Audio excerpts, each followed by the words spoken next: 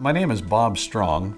I am the operations manager for EnviroTest, which is a company that specializes in asbestos testing as well as lead-based paint testing. What is asbestos? Well, asbestos is a naturally occurring mineral. Oftentimes we're referred to as miracle minerals. They're very strong, but that same resilient, almost indestructible property is what causes it to be a health hazard. And it's associated with lung cancer, asbestosis, and even mesothelioma. This asbestos was used in building materials extensively from the 1940s through the 1980s. And as a miracle mineral, it was ubiquitous. It was used everywhere. Let me walk you through the process because this is really important.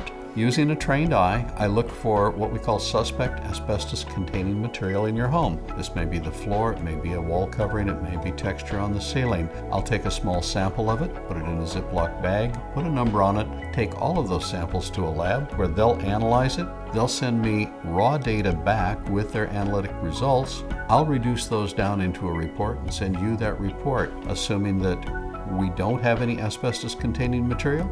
You have no action to take. If there is asbestos-containing material that we've found, then you'll be able to protect yourself, your family, your contractor, and people downstream by having what we call an asbestos abatement or removal.